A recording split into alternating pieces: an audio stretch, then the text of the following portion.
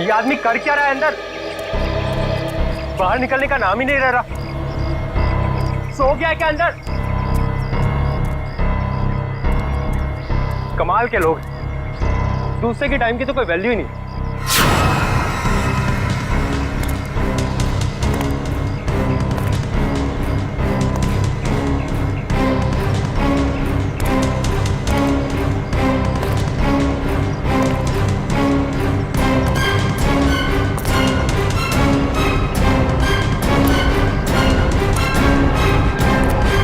Sir,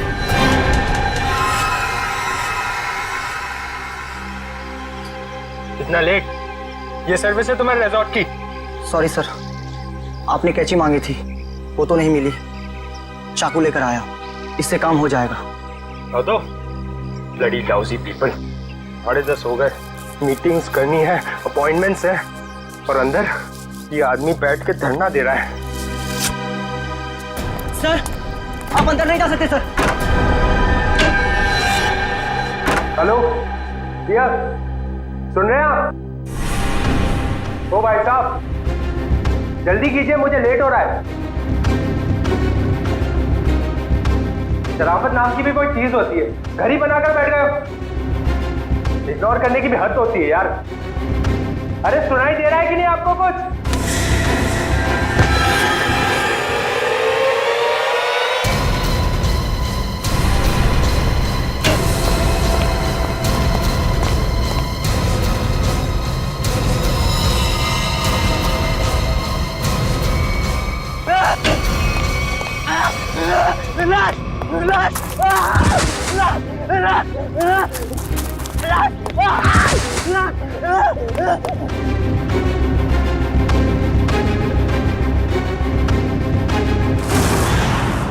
हाँ मैं party में आने की कोशिश करूंगी, कुछ प्रॉमिस नहीं कर सकती।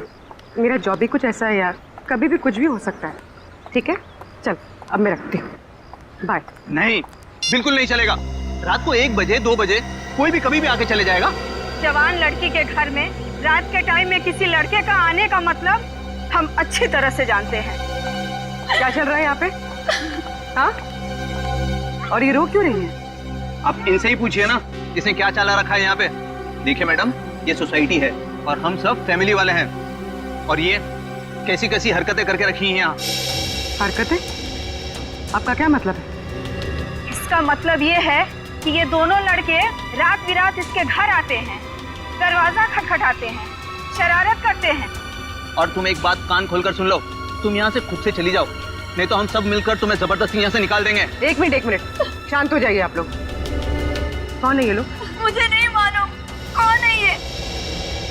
2 दिन से मेरी रूम पार्टनर नहीं है, और ये लोग रोज रात को आके मुझे तंग करते, जबकि मैंने इनको कभी देखा भी नहीं है। देख जिया, झूठ मत बोल। तू ही हमें बुलाती है और अब पहचानने से मना कर रही है। हाँ, कसम से हमेशा खुद ही फोन करके बुलाती है हमें। देखो, झूठ मत बोलो, मैं तुम लोगों को नहीं जानती हूँ। पता नहीं ये लोग मुझे क्यों बदनाम कर रहे हैं। देखो, झूठ और सच का फैसला कहीं और जाकर करना, समझी? गुप्ता जी, इस बात का फैसला अभी कीजिए आप, और अगर आपसे भी नहीं होता है तो हम सब मिलकर इस लड़की का कमरा खाली कर देंगे। प्लीज सर, ऐसा मत कीजिए। देखो, मैं तुम्हें भाड़े पे घर देने के वक्त कहा था ना, हमारे सोसाइटी का रूल बहुत सख्त है। क्या बोला था ना? बोलो। प्लीज सर, इसमें मेरा कोई कसूर नहीं। फिर भी 2 दिन में मेरी रूम पार्टनर आ जाएगी, तब मैं अपना सारा सामान यहाँ से शिफ्ट कर लूंगी। ओके, 2 दिन का टाइम देता हूँ, लेकिन 2 दिन में रूम खाली हो जाना चाहिए, समझी? तुम दोनों भागो यहाँ से। अरे चलो निकलो। ठीक है जिया, ये तूने अच्छा नहीं किया। हाँ। पहले खुद ही हमें बुलाती है और फिर इंसल्ट करती है। कमाल है यार। चल चल। जिया, रोम, अगर तुम बेकसूर हो तो सच सामने आ जाएगा। तुम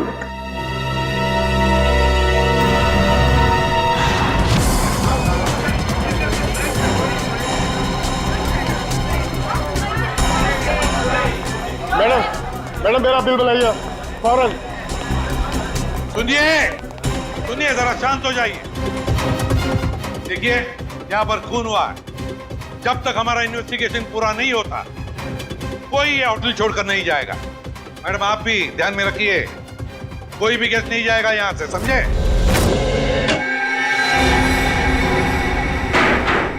सर बॉडी नहीं है। बॉडी नहीं है? ये कैसे हो सकता है? बॉडी गई कहां? बॉडी कैसे गायब हो गई? ये कैसे हो सकता है? और सर, अगर किसी ने मर्डर किया है और अगर वो बॉडी ले गया तो फिर ये सिर क्यों छोड़ गया? वही तो, अगर सिर यहां छोड़ा और लाश कहीं पर लेकर गया तो कोई ना कोई निशान तो होने चाहिए था। किसी ना किसी ने तो देखा होगा। कोई ना कोई तो जगह हो सकती है। कहां गई लाश? हुआ क्या यहां पर? नहीं नहीं नहीं नहीं, यहां पर जो कुछ भी हुआ है ना सांखे, यहीं पर हुआ है, इसी 4 दीवारों के अंदर, स्टीम बॉक्स में, यहीं पर। सर, इस सिर को देख के ऐसा लगता है किसी ने बहुत ही बेरहमी से कत्ल किया इसका। लेकिन यहाँ पे एक भी खून का निशान, कोई धब्बा, कुछ भी नहीं है। एग्जैक्टली। अगर सिर कटा है तो खून होना चाहिए था इन दीवारों पर, खून होना चाहिए था इस फर्श पर, लेकिन यहाँ पर खून का कोई भी निशान नहीं, कोई धब्बा नहीं। यहाँ देखो, इस बॉक्स में खून का कोई भी निशान नहीं, कोई भी निशान नहीं, ना कोई हथियार का निशान। सांखे, सिर कटा हुआ है, लाश गायब है, लेकिन इस पूरे कमरे के अंदर कुछ भी निशान नहीं, कमरा सुथरा साफ है। इसका मतलब कुछ ना कुछ तो गड़बड़ जरूर है, कुछ ना कुछ तो गड़बड़ जरूर है बॉस। सर, हाँ सर, जिसका खून हुआ है उसके दोस्त बाहर आए हुए। ठीक है, तुम चलो, मैं आता हूँ। सांखे, देख ले इस कमरे का एक एक कोना कोना छान मार ले, देख ले कुछ मिलता है क्या। देखता हूँ। सर, ये रहे। आप लोग रजित के दोस्त हैं? जी सर। आखिरी बार कब मिले थे रजित? सर, आज सुबह ही मुलाकात हुई थी। तो क्या कुछ फर्क लगा आपको रजित के बर्ताव में?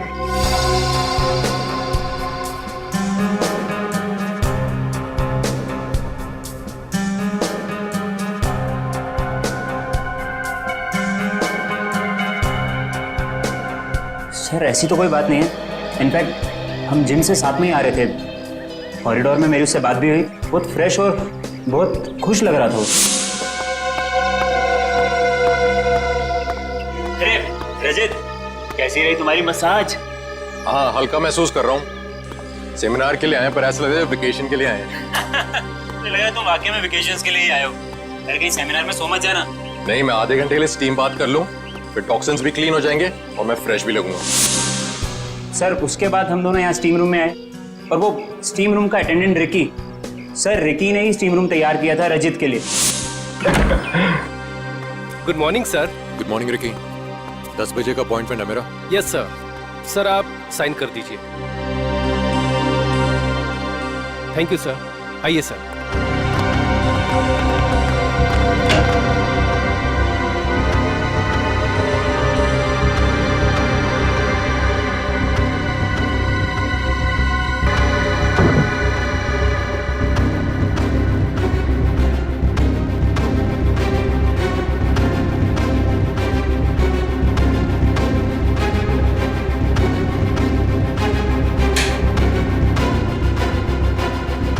कितना टाइम लगेगा?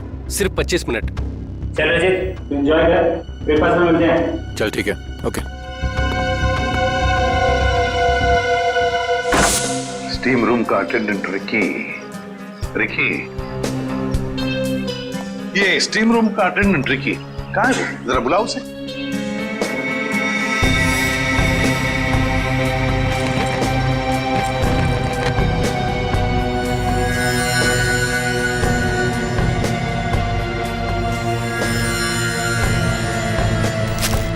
सर, वो जब से हादसा हुआ है तब से गायब है। रिकी इस रिसोर्ट में कहीं नहीं। रिकी गायब है? जब से हादसा हुआ रिकी गायब है। इस रिकी का पता लगाना पड़ेगा। सर, खून, एक और लाश उधर है।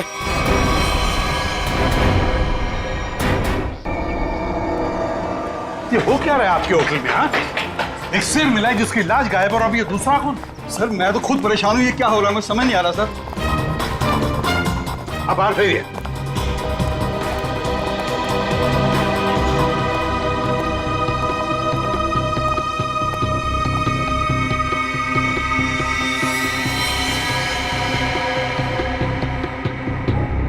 छाती में दो वार किए हैं।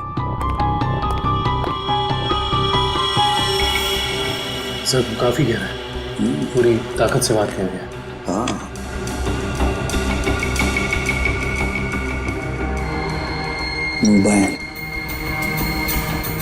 Correct sir. देखो फिंगरप्रिंट चेक करो इस पर। सर हाँ, ये खाली ब्रीफकेस? स्टील की ब्रीफकेस, वो भी खाली। जरूर इसमें कुछ ऐसा सामान था जिसकी वजह से शायद इसे मारा गया। सर ये 2 ग्लासेस। दो ग्लासेस?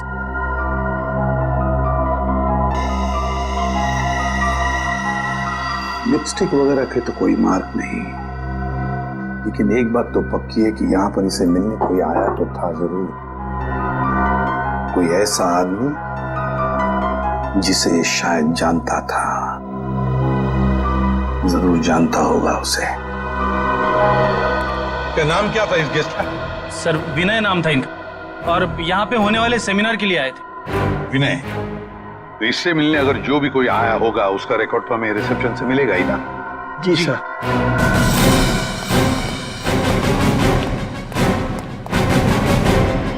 देखो विनय के बारे में और कुछ जानना चाहते हैं हम लोग। ये विनय कब आया था यहाँ पर? सर मिस्टर विनय ने आज सुबह ही चेक इन किया था हमारे रिजॉर्ट में, करीब 8 बजे। 8 बजे? जी। अकेले ही आया था या कोई साथ में भी था उसके? अब नहीं सर, वो अकेले ही थे। उनके रूम में कोई बाहर से विजिटर आया था? नहीं सर, बाहर से तो कोई नहीं आया था, लेकिन उनके सेमिनार से उनके रूम में कोई गया हो तो उसका पता नहीं हमें। अच्छा, विनय के बारे में कुछ खास बात याद आती है तुम्हें? मेरा मतलब है कुछ भी, यू नो। आपके रिसोर्ट में इस ब्रीफकेस के लिए कोई पर्सनल लॉकर है? आई एम सॉरी सर, हमारे रिजॉर्ट में ऐसी कोई फैसिलिटी नहीं है। ओके। हाँ सर, उनके पास एक छोटा सा स्टील का ब्रीफकेस था जिसे वो कुछ ज्यादा ही संभाल के रख रहे थे, और उसके लिए उन्होंने पर्सनल लॉकर के बारे में भी पूछा, बट सर हमारे रिजॉर्ट में ऐसी फैसिलिटी नहीं है। स्टील का ब्रीफकेस? लगता है ये वही स्टील का ब्रीफकेस है जो हमें उसके बेड पर से मिला है। जरूर उसके अंदर कोई कीमती, कोई इंपॉर्टेंट सामान होगा। सर ऐसा भी तो हो सकता है कि इस विनय की मौत का यही कारण हो। हाँ सर, विनय के रूम में कोई होटल के बाहर से नहीं, होटल के अंदर से आया था और दोनों साथ में ही बैठे थे। सर हाँ करण। सर इस फोन पर जो फिंगरप्रिंट थे उसे उठा लिया है सर। Very good. देखते हैं आखिरी फोन किसका था। पार्टनर, जरूर किसी पार्टनर ने फोन किया था विनय को। पता लगाना पड़ेगा है कौन ये पार्टनर।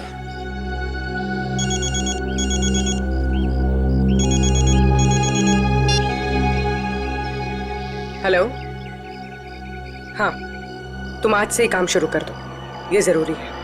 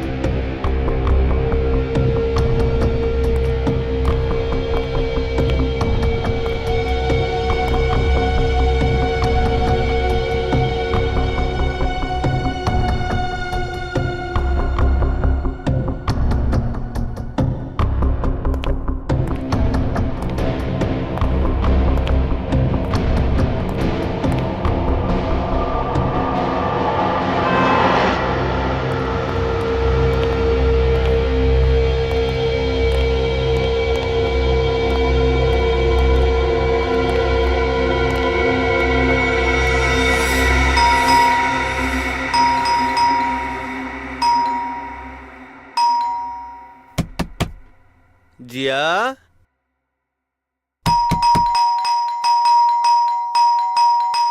दरवाजा खोलो जिया।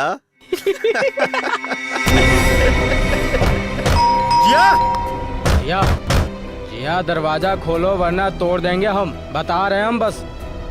ये इन लोगों का रोज का नाटक है। जिया, दरवाजा खोलो जिया। जिया प्लीज दरवाजा खोलो प्लीज, नहीं तो हम तोड़ देंगे दरवाजा, बोल दे रहे हैं हम। जिया, जिया, पुलिस को फोन करते हैं तभी बात समझ में आएगी। जिया, दरवाजा खोलो जिया। जिया,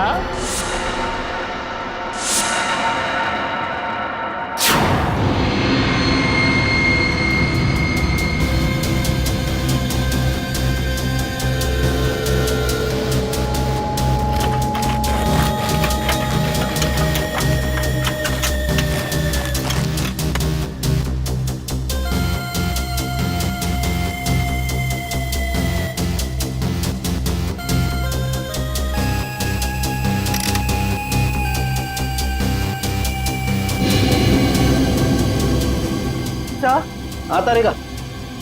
सर इसकी खोपड़ी में एक अजीब बात है। अच्छा,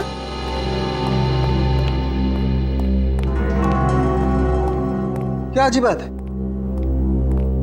सर इसकी गर्दन पे ना तो किसी चीज से काटने का निशान है और ना ही तोड़ने का।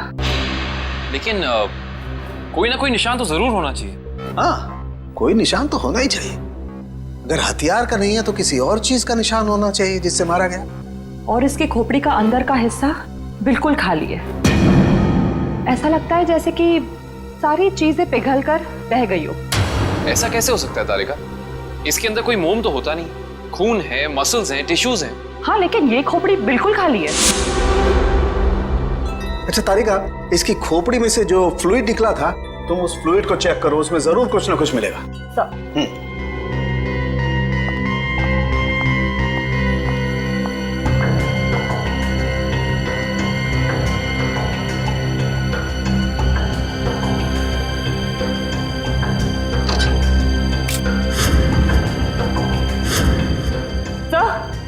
ये देखिए।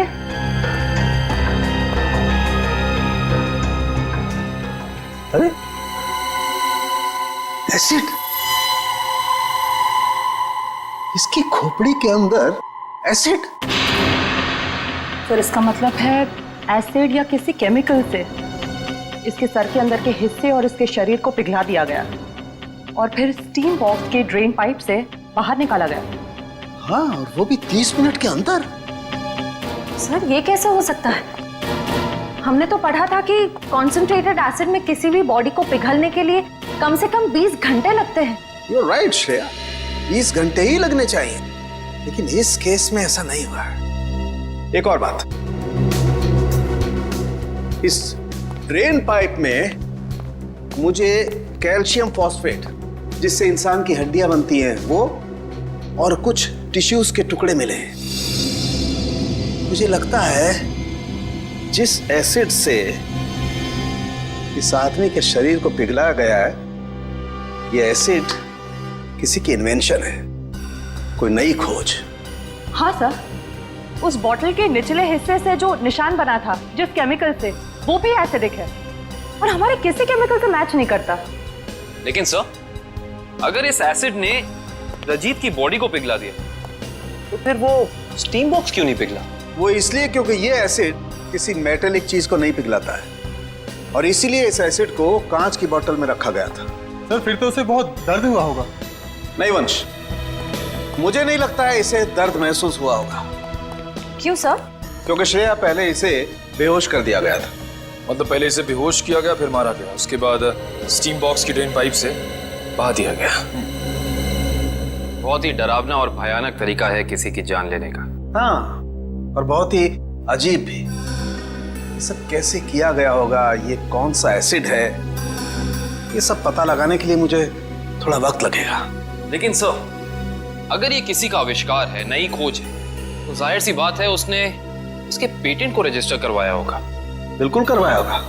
इंटरेस्टिंग। इसका मतलब जिसने भी पेटेंट रजिस्टर करवाया है उसकी सारी इंफॉर्मेशन हमें गवर्नमेंट ऑफिस से मिल सकती है।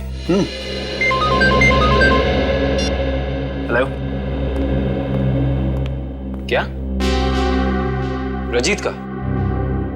ओके, अभी पता चला है कि विनय ने जिस पार्टनर वाले नंबर पे फोन किया था वो और किसी का नहीं बल्कि रजीत का नंबर था।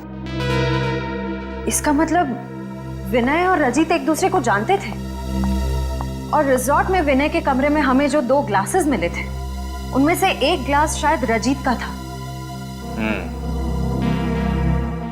अब तो विनय के घर वालों से ही पता करना पड़ेगा। देखिए घर पर नहीं है, तोड़ दो दरवाजा।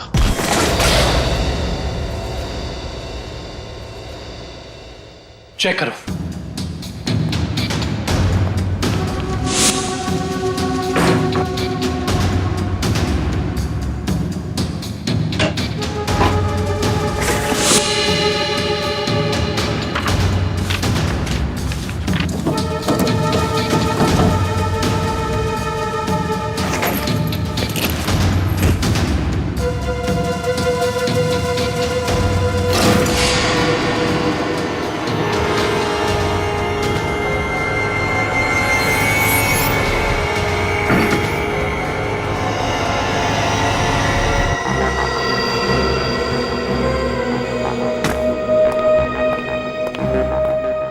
ये बॉटल देखो, इसका नीचे का हिस्सा बिल्कुल वैसे ही है जैसा निशान हमें रिजॉर्ट के स्टीम रूम में मिला। तो इस केमिकल से रिकी ने रजीत की बॉडी पिघलाकर उसका खून कर दिया है। हाँ, लेकिन एक स्टीम रूम का अटेंडेंट किसी को इतनी चालाकी से नहीं मार सकता। ये उसके दिमाग का काम हो ही नहीं सकता। कोई है जो उससे ये करवा रहा है। कौन करवा सकता है ये सब? इसका जवाब तो रिकी देगा। हाँ, और उसके लिए रिकी का मिलना बहुत जरूरी है। चलो बाहर लोगों से पूछते हैं, शायद उसे जाते हुए किसी ने देखा। एक्सक्यूज मी, आप लोग सब यहीं आसपास रहते हैं? जी जी। ये वो रिकी रहता है यहाँ पे, आप लोग उसे जानते हैं? आज आपने उसे देखा? हाँ सर, मैंने देखा उसे।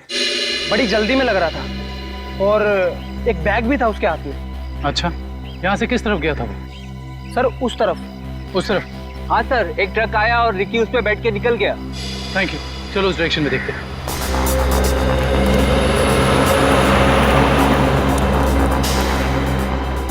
ये देखो, यहाँ पे रेत गिरी है, शायद ट्रक से गिरी होगी। इसका मतलब जिस ट्रक में रिकी गया वो ट्रक बिल्डिंग मटेरियल लेके जा रहा था। यहाँ आसपास कुछ कंस्ट्रक्शन चल रहा है, ढूंढना पड़ेगा।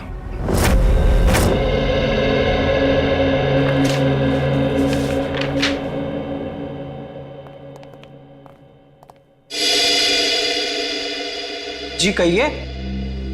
सीआईडी। सीआईडी?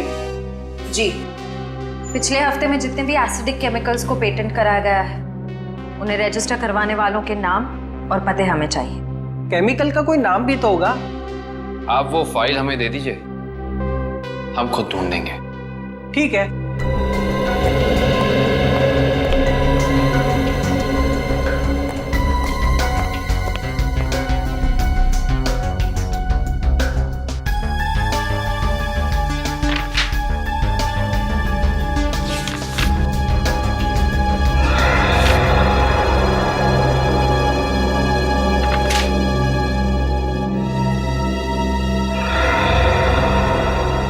ये देखो, ये एसिड हाइड्रोवर्क्स नाम की एक कंपनी ने रजिस्टर कराया है और इस कंपनी के मालिक हैं रजित और विनय।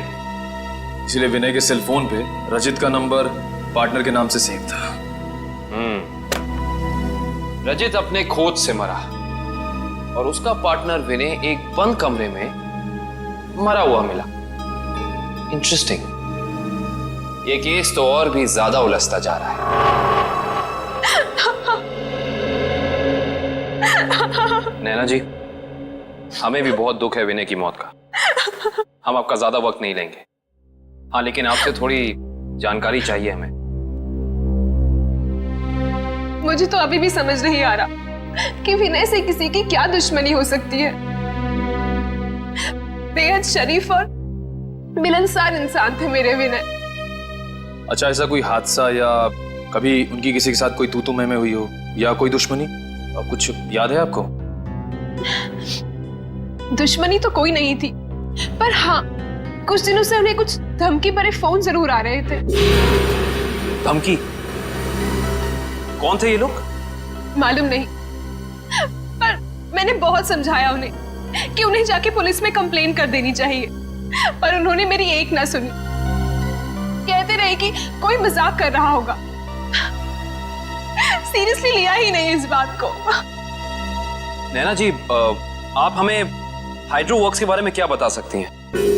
हमारी इंफॉर्मेशन के हिसाब से विनय और रजीत दोनों पार्टनर्स थे और इन दोनों ने मिलकर एक बहुत ही खास केमिकल की खोज की थी। देखिए, मैं बस इतना जानती हूँ कि वो दोनों साथ में काम कर रहे थे, बस।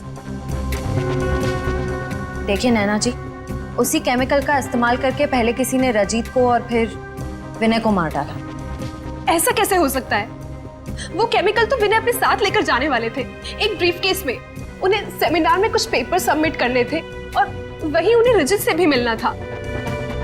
अच्छा नैना जी, क्या पहले कभी ऐसी कोई घटना हुई है जिससे हमें कोई सुराग मिल सके? ऐसा कुछ खास तो नहीं, पर हाँ कॉलेज के दिनों में जब वो जूनियर कॉलेज में पढ़ते थे तब कुछ तो केस हुआ था जिसकी वजह से उन्हें कॉलेज से रेस्ट्रिकेट कर दिया गया था। अच्छा, वो केस क्या था, कुछ उसके बारे में पता है आपको? देखिए, मैं ज्यादा कुछ नहीं जानती, पर बस इतना पता है कि कुछ तो केस हुआ था जिसकी वजह से उन्हें रेस्ट्रिकेट कर दिया गया था बेवजह। कौन सा कॉलेज था ये? GRN college. Thank you.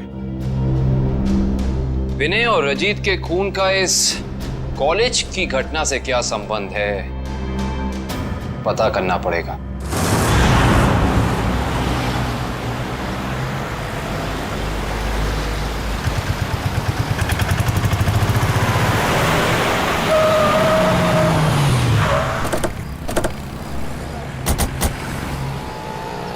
ये देखिए, रेत यहाँ पे पड़ी हुई है और ये देखो टायर के मार्क्स।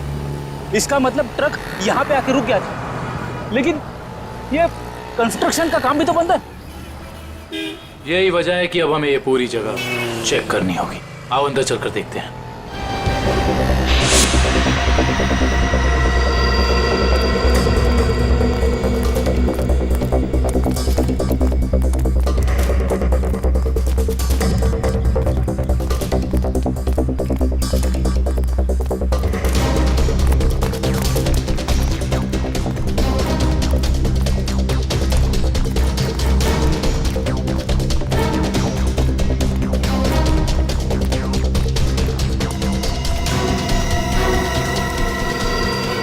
सर, रिकी यहाँ पे है।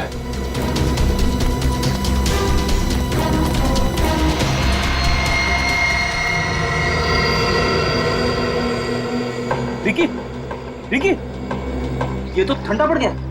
हाँ सर, इसकी स्किन भी कड़क हो गई है। पहले इसे हॉस्पिटल पहुंचाओ।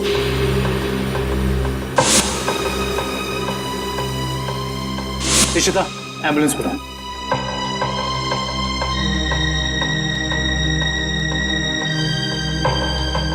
इसके शरीर पे जेल जैसा कुछ लगा हुआ है, जिसकी वजह से इसका शरीर अकड़ गया होगा।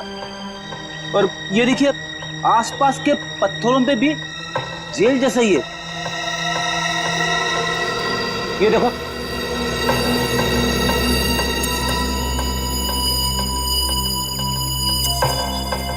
ये जेल क्या है इसके बारे में तो पता करना होगा। इन टुकड़ों को लैब ले चलो। जिस तरीके का केमिकल हमें क्राइम स्पॉट पे मिला है, उसी तरह का केमिकल मैंने बनाया है और ये केमिकल मैं इस बॉक्स में डालता हूं। अरे का बॉडी टेम्परेचर मिला?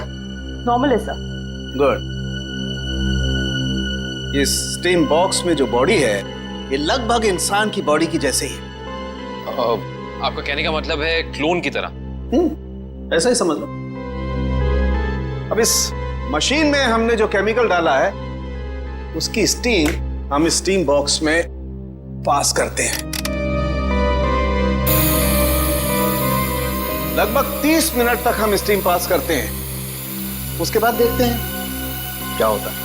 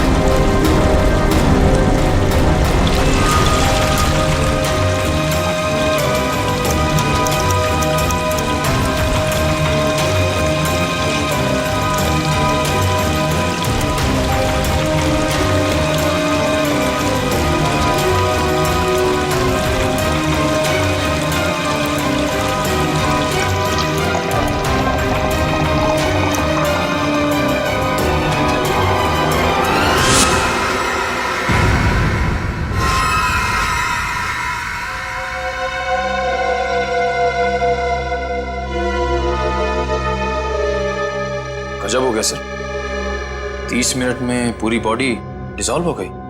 हाँ निखिल, ये केमिकल बहुत पावरफुल है। थोड़ी सी मात्रा में पूरी की पूरी बॉडी पिघल करके बह जाती है। रिकी की बॉडी भी इसी केमिकल की वजह से फ्रीज होकर के अकड़ गई थी। आई सी, बहुत ही खतरनाक केमिकल है ये।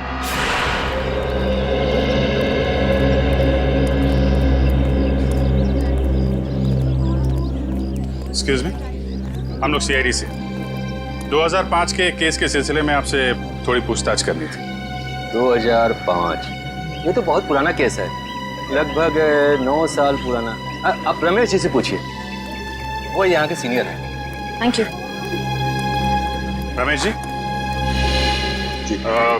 हम लोग सीआईडी से 2005 में एक घटना हुई थी जिसमें रजित और विनय का नाम आया था। रजित और विनय? सर क्या है कि हर साल इतने लड़के लड़कियां आते हैं तो नहीं, उस केस में इन दोनों लड़कों को रेस्ट्रिकेट किया गया था। रेस्ट्रिकेट? अरे हाँ, याद आया, उस साल कॉलेज के एक स्टूडेंट की मौत हो गई थी और इन दोनों लड़कों का नाम भी उस केस से जुड़ गया था। काफी बवाल हुआ था। ये स्टूडेंट कौन था और उसकी मौत कैसे हुई? मैडम, बहुत अजीब तरीके से हुई थी। ये किस्सा लेबोरेटरी में हुआ था।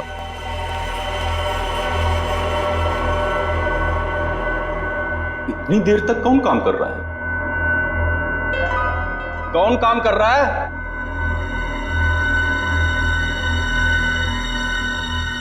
अरे भाई, खोगे का काम में जवाब तो दो, कब तक काम करोगे? अरे चुप क्यों हो? बताओ, मैं लेबोरेटरी बंद करूं या खुली रहने दूं?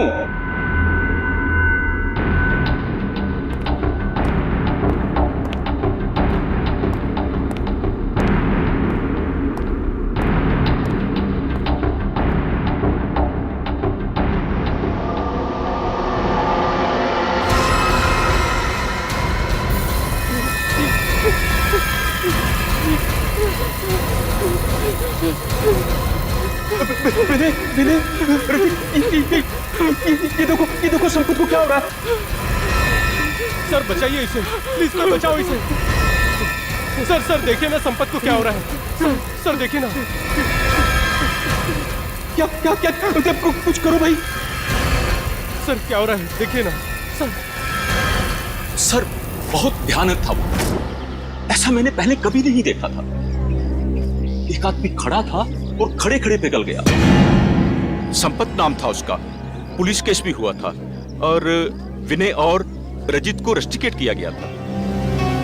इस केस से जुड़ी सारी फाइलें चाहिए। हेलो, कहाँ? कौन से रेस्टोरेंट? ठीक है, मैं पहुंचती हूँ, नजर रख रहा हूँ।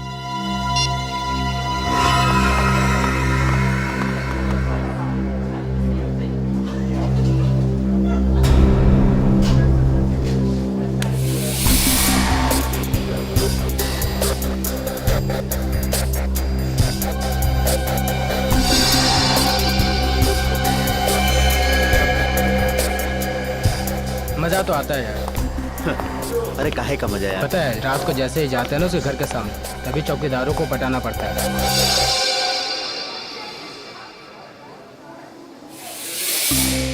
मैडम, आप यहाँ कैसे? तुम लोग क्या समझते हो? तुम लोग कुछ भी करते रहोगे और तुम्हारा कोई कुछ नहीं बिगाड़ सकता। मैडम, हमने क्या किया? एक लड़की का जीना हराम कर रहे हो और पूछ रहे हो क्या किया है? टेढ़ी बात करोगे ना तो सीधा करना हमें आता है। क्यों कर रहे हो ऐसा? मैम, हम खुद नहीं गए उसके घर, वो खुद ही हमें बुलाती थी। हम पहले भी बता चुके हैं मैम आपको। और मैडम, आपको जानना ही है तो आप जिया से बात करो ना, वो क्यों बुलाती है हमें?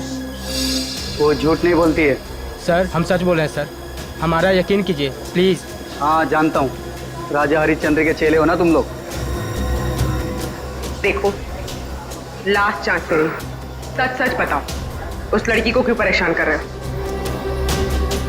और अगर सीआईडी का तरीका अपनाऊंगी ना तो तोते की तरह बोलना शुरू कर दोगे।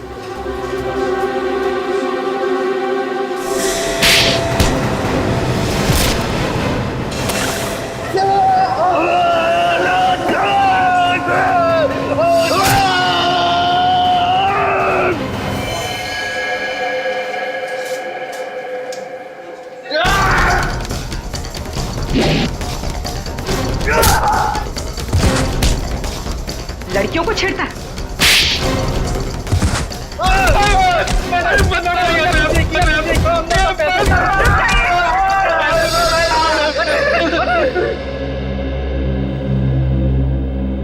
किसके कहने पे किया ये सब?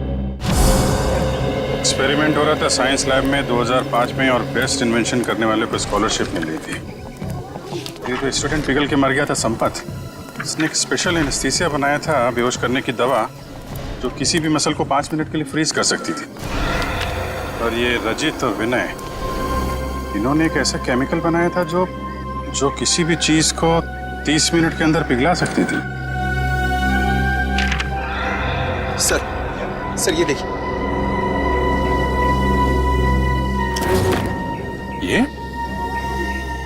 ये भी उस वक्त कॉलेज में था और ये बात उसने हमसे छुपाई।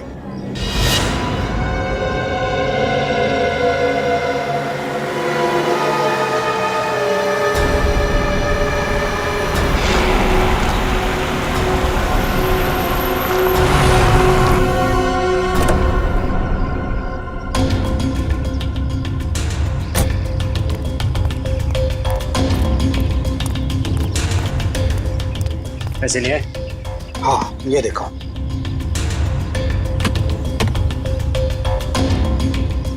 अब खुश? गुड। ये रहा तुम्हारा सामान।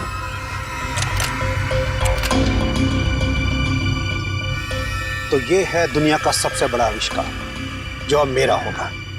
बिल्कुल तुम्हारा है। Thank you. Welcome.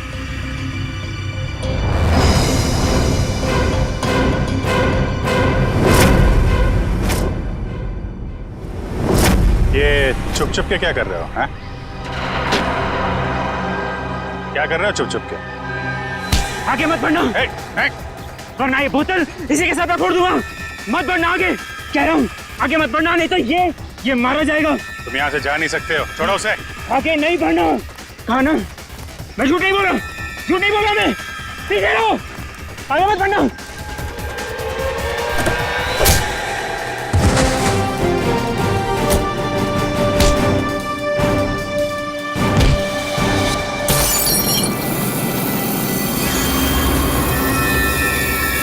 Krishna, hospital लेकर आओ जल्दी।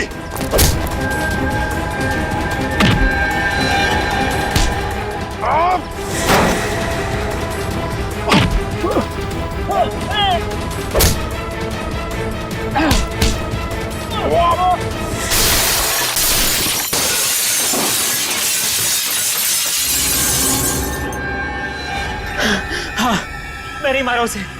विनय और रजित के केमिकल का इस्तेमाल करके मैंने संपत को लैब में मार डाला। रेतेन, तुम यहाँ क्या कर रहे हो? और संपत के बनाए हुए केमिकल पर अपना नाम डालकर मैंने उसे भेज दिया। क्यों किया तुमने ऐसा? मुझे पैसों की जरूरत थी। मेरे खर्चे पूरे नहीं पड़ रहे थे। और जब मुझे पता चला कि संपत ने एक ऐसे केमिकल का आविष्कार किया जिससे बॉडी फ्रीज हो जाती, उसकी इंटरनेशनल मार्केट बहुत ज्यादा थी। उससे वो केमिकल हासिल करने के लिए मैंने उसे भी मार डाला।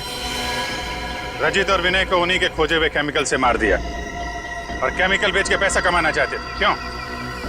हाँ। और इसमें वो स्टीम रूम का अटेंडेंट रिकी, उसने तुम्हारी मदद की थी। हाँ, लेकिन मैंने उसे पैसे दिए थे। इस बॉटल का सारा केमिकल टीम बॉक्स में डाल देना। जैसे ही काम खत्म हो जाए इस बॉटल को गायब कर देना। चलो। हाँ, समझ गया। चलो निकलो। मैंने पहले विनय को मारा।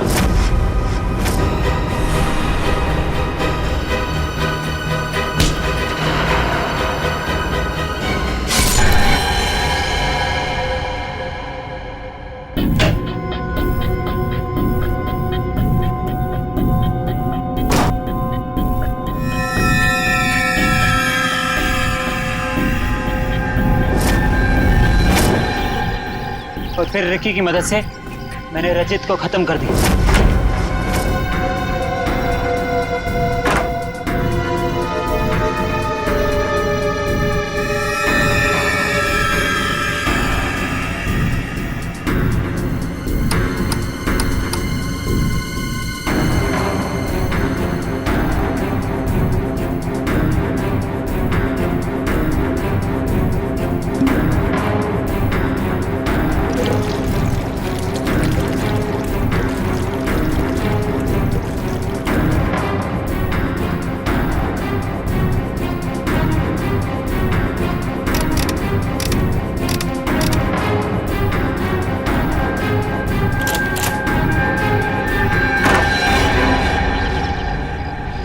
रिकी तो तुम्हारा साथी है ना, फिर उसे मारने की कोशिश क्यों की तुमने?